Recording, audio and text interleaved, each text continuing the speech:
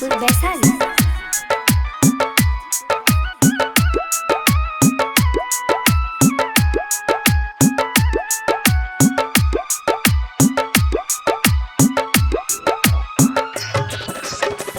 जहिया से चल गइलू दिल हमर तोड़ के, जहिया से चल गइलू दिल हमर तोड़ के, जिंदगी भइल सुनसान हो। जाए जाने तो दिल तोड़ देहलो, जाए जाने तो दिल तोड़ देहलो, हमरा के कैलो वीराने हो जानो, हमरा के कैलो वीराने हो।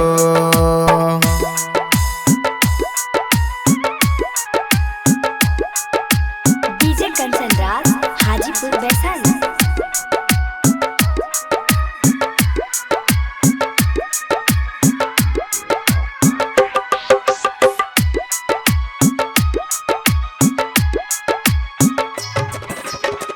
हमरा के दिलबा में तोहू बसगलू, हमरा के दिलबा में तोहू जे रखलू।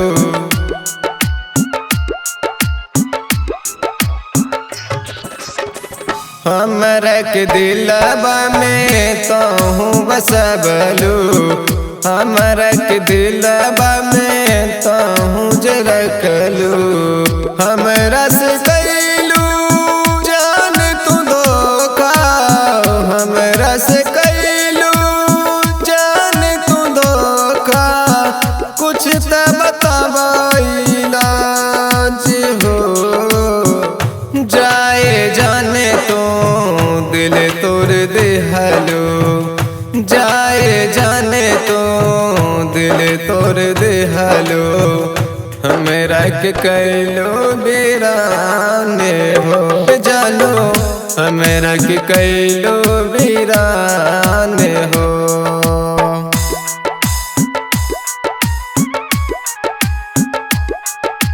डीजे कंचन राज हाजीपुर वैशाली।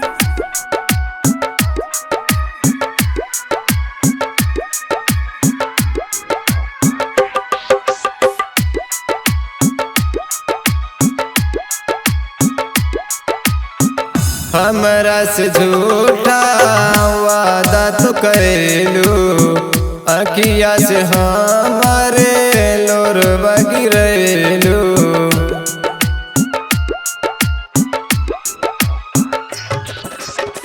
हमरा से झूठा ताहू वादा कैलू, अखिया से हमारे लोर बगिरैलू।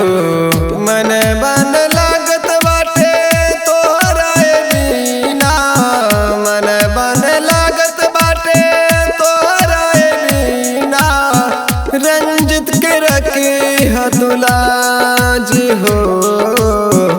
जाए जाने तो दिल तोड़ देहलो, जाए जाने तो दिल तोड़ देहलो, हमरा के कैलो वीराने हो जानो, हमरा के कैलो वीराने।